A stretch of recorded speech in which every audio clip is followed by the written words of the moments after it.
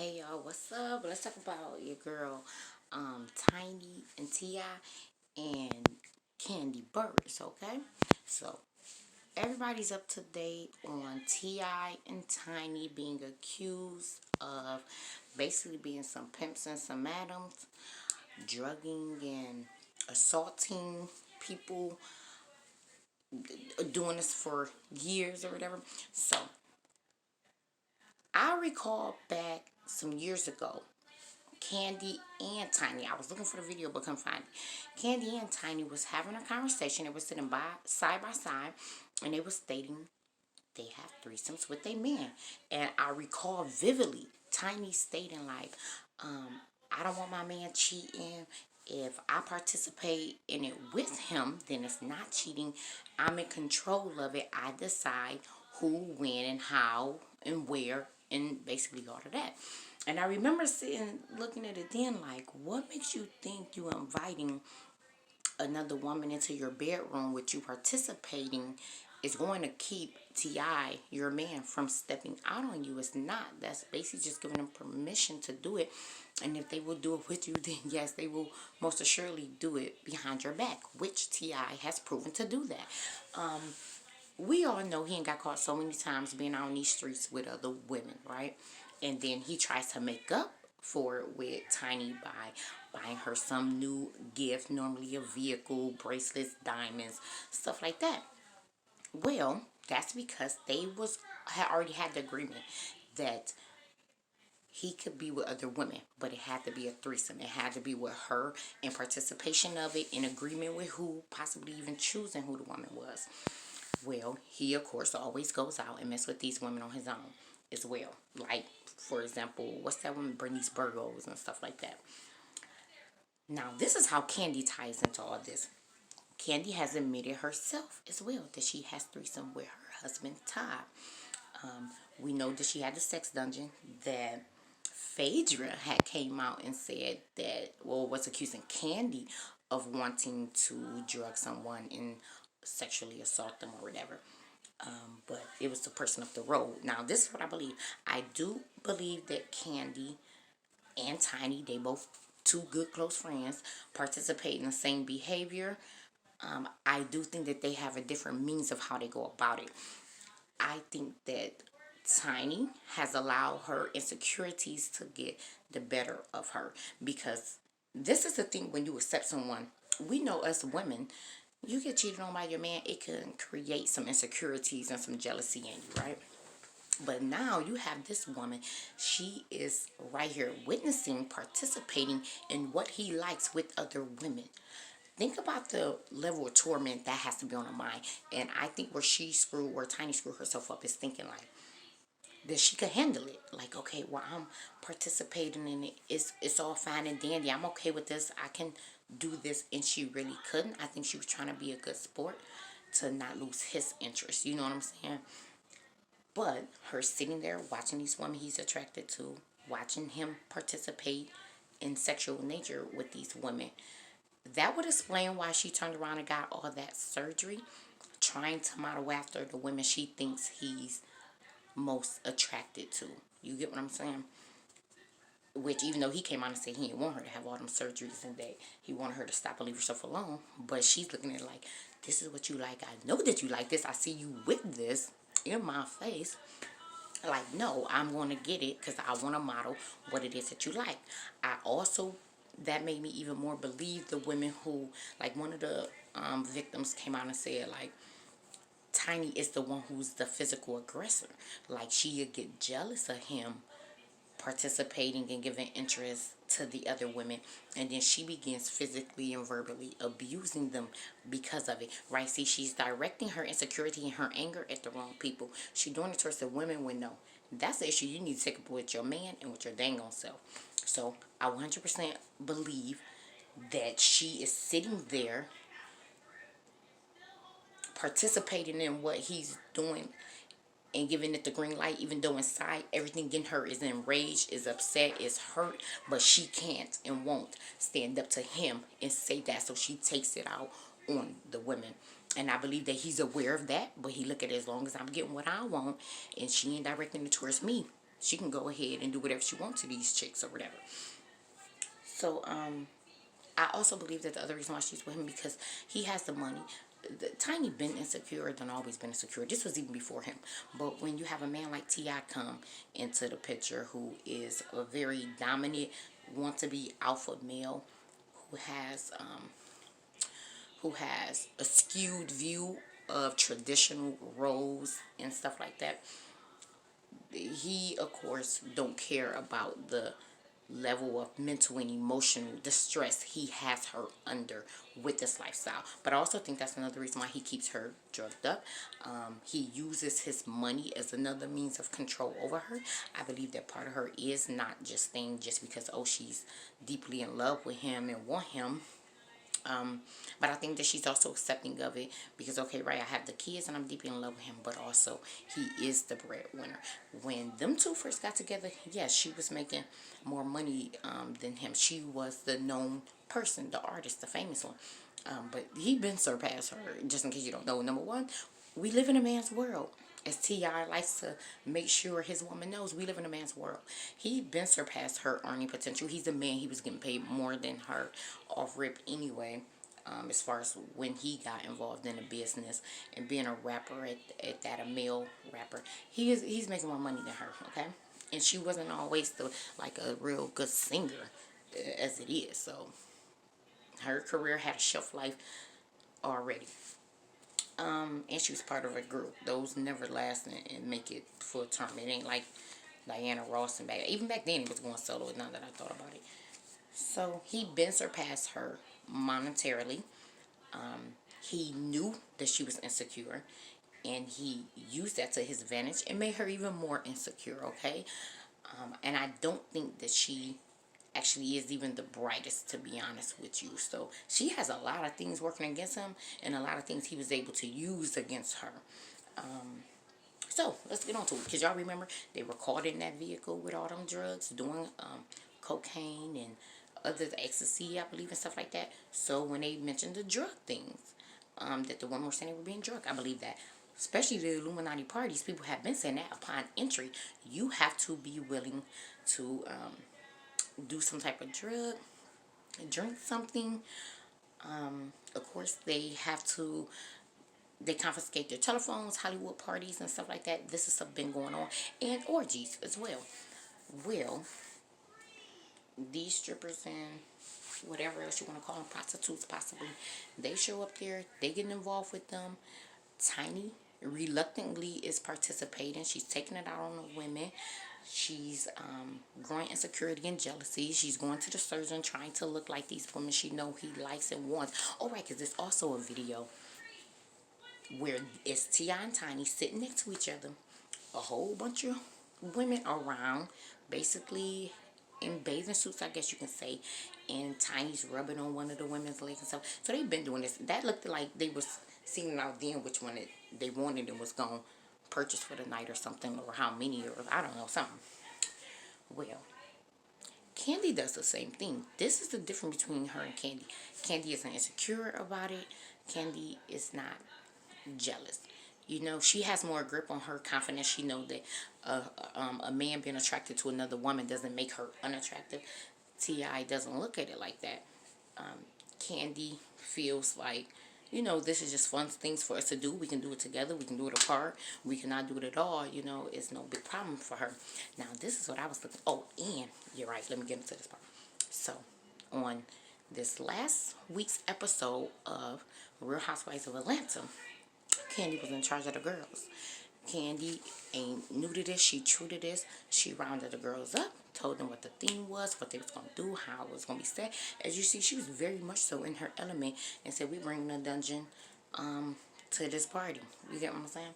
So, Kandi basically set the mood, the tone for the women and for it to go that way, even though supposedly she went and hopped in bed, which I'm not saying I don't believe her on that. But if you pay attention, Marlo the next day had made the comment. She was like, you, Kandi, where your NDA at?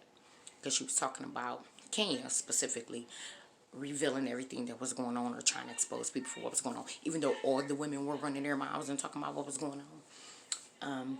But she brought up Kandi like, yeah, Kandi, you need to have your NDAs out. or your NDAs. So we know, for one, Kandi makes sure that they sign NDAs. I do not think that Kandi berates or abuses the women unless they're into that, and that's the theme of the night. I believe that Kandi keeps everything consensual. Even if they are doing drugs, I don't believe that she's actually drugging them. Or I think that she's doing the cleaner, classier, more organized way to do this if you're going to participate in this type of lifestyle, where T.I. and Tiny is doing the more gutter, low life form of doing this. So I don't think that we're going to get people coming out saying that Kandi drugged them against their will, that Kandi and Ty beat them, berated them and stuff like that. And not even just because there's NDAs. I think if they were to come out and say anything, it would just be like, yeah, Kandi has threesomes and host parties like this. I think that would be the most of it. So I don't know, with them two being such best friends, Tiny and Candace, I don't know why Tiny wouldn't take some notes from her book, or why Kandi wouldn't tell her, like, hey girl, hold on, you're doing this stuff a little bit wrong, this may be how you should play this or whatever. But that's because they're both mentally in two different places. You got to think about it. Kandi is a very smart, wise, business savvy, confident,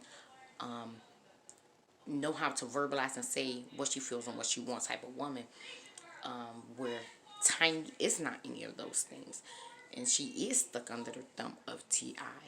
So her dominance would show up, like, I can't control anything in my life because of this man. Well, let me take all that frustration, aggression, and what I can't control out on these women or whatever. But anyway, so they were talking about, Marlo brought up talking about the NDA, so we know Kandi got them signing NDAs, and it had me thinking, like, I wonder if Kandi, because we know that this episode was filmed previous to these allegations coming out. It's just now airing, and it's crazy though that it's coinciding with the allegations about T.I. and Tiny coming out, which that girl should kind of idiot. I don't know if she purposely wanted to somewhat expose T.I. and Tiny, or if she just ignorantly was talking too much and ended up saying too much. But everything that she said basically just confirmed what the initial woman came out and stated. So whether the woman came out speaking about Tiny and T.I. because of a grudge, because she was no longer a part of the fold or not, when Shekinah came out and spoke in defense of T.I. and Tiny, all she did was just confirm that the young lady ain't lying about nothing that she's saying. It's true. You know what I'm saying? Y'all have been doing this to girls. Y'all have been getting recruiters. Y'all have been mistreating them. Y'all have been drugging them and allowing them to be sexually violated. Because if I show up to a party and you two are the ones who I agree and say, yeah, I can have sex with you, I do drugs with you, and then I wake up and it's completely other different people that have participated in acts with me and stuff, then no, that is a violation. That is, if those men were assaulters because she did not consent to you, and the two who she agreed to be with are an accessory to that assault. You know, they facilitated it being able to happen. So I feel that them women, I don't care if they are strippers, I don't care if they are prostitutes, escorts, I don't care what it is. They were violated and they deserve justice and vengeance for what was done to them, you know. But Kandi, I wonder, she looking like crap. I wish I would have never put together that party on TV, because I'm already affiliated with this couple, or at least with the woman of this couple, Tiny. And then not only that, I was already accused a few years back of actually doing exactly what these two are being accused of. And now I just demonstrated what that type of party would look like with me hosting it, with me being involved. And it's like all running parallel. So Kandi did go and state, she was on, I believe, Bravo with Andy. And I believe he was asking about it. And she basically was in defense of T.I. and Tiny. But then she also cleverly played it to, like, I'm not going to say too much because I'm not going to do anything that incriminate myself. And she kind of tried to leave that door open to be like, if I need to detach and separate myself from T.I. and Tiny, then I will, because I'm not about to be dragged down with them. And that's, no, I don't consider that fake or anything. Everyone in the business known, and this is the rules that they go by. We could all be doing the exact same thing. If you the one who get caught, though, I'm not going down with you. I'm not about to go and try and rally all the support behind you. I'm about to make sure that I cover and protect myself. And they all have that underlying rule that they all respect, that they all understand, which is why a lot of them, when they fall victim to their own demise, consequences of their own actions, they don't try and pull others under the bus with them, because it's like, yeah, you're guilty of it, but you ain't the one who got caught. You aren't the one being thrown to the wolves. I'm the one who being thrown to the wolves, so they understand and respect it. So the way that Kandi had worded everything when she was speaking, like, I don't remember verbatim what she said, but she was basically like, I've never witnessed those type of behaviors from T.I. and Tiny. I don't necessarily believe that is true. I think it's appalling if something like that did happen, but I'm going to stay away from it. It was kind of like more on that thing, where it was like, she was like, let me first off separate myself from it, y'all. Just I ain't never did nothing like this. I don't do nothing like this. I'm trying to defend my friend a little bit. I don't believe they've done anything like that. I wouldn't know if they have, but that ain't got nothing to do with me, and I wish them the best. You get what I'm saying? So, yeah. And Ty, he don't take me as the type who would be abusive. When Kandi hosted the party, and she was basically like in her little dominatrix role, she took me as the type that's like, right, if they're having a party with some people, and let's say they into dominatrix, it would all be as far as, you know how they have code words for dominatrix, like, okay, yeah, we're gonna do some spanking. If you want me to call you names such as B, S, or stuff like that, H, then I'm gonna do that. But this is all mutual, and we're under the understanding. We ain't going no further than what you're willing and feel comfortable with going. That's how Kandi pretty much gave it up. Like, okay, here, if you into whooping, I'll whoop you, but you let me know how much pressure is okay with you, stuff like that. But she is what would be the name? I can't think of the right term that I want to call her, y'all, of what it is that she does. But with that party, she set up that party with them ladies, got them all liquored up, got them hot and bothered, and then set back, like, let the games commence. You know what I'm saying? Like, do what y'all do. And then they acted a plumb fool. Yeah, yeah. Like, Tanya, all them ladies just pretty much got way, way out of line. Out of line. It's like she hired him specifically to come and be like, here, all the ones who want that, like, go and have you a good time, make you some nice money, you know what I'm saying? Like, let's bust them open. That's the term. It's kind of like as if she is the type who likes to pop people's cherry. Because you had a few of those ladies, they had never indulged in activities like that, at least from what they're saying, as far as even with the stripper or with the girl on girl action. That was something that was foreign to them. But when you got that liquor in you, them spirits, and spirits jump, and you around someone such as a dominant person who you might admire and look up to, and they're saying, here, this is how we getting down, and you might want to appease them, appease everyone in the room. It kind of was a form of peer pressure on them, as well as them being intoxicated, inebriated. And a lot of them, I believe, due to all of those components happening at the same time, they succumb to spirits that they ordinarily would not have. Things that they might not will feel okay with knowing that they did that in the morning, like be ashamed of. And yes, they are grown. Yes, they all can make their own decisions and stuff like that. But there was coercion that took place. And between Kandi and Portia, those were the ringleaders. And this is why I'm going to tell you, Portia, when Bravo was playing the footage of what they were able to capture, even though they tried to take off mics and cover cameras, Portia seemed to have been going to each of the women like, have you had your chance with Bolo? Have you done this yet with Bolo? It was basically as if she wanted to make sure that all of them were initiated. All of them were participating in the way, into the capacity in which she was. And then you look at Kandi, the one who orchestrated, put it all together. Here, I'm going to get y'all liquored up. I'm going to invite this man over, specifically to seduce. And it was kind of like Portia was her second in command to make sure that the night proceeded the way that it did. Okay. And it's just kind of ironic due to the fact Portia is the one who went and aired on TV. That Phaedra told her that Kandi wanted to drug and sexually assault her. And it had me thinking, like, with the way that Kandi seems so at ease, Portia seems so at ease, and y'all, like, y'all have already probably done things together, and y'all just took a storyline a little bit too far and ran with, and well, Portia took the storyline too far with her and Phaedra and ran with that, but clearly, Portia been game.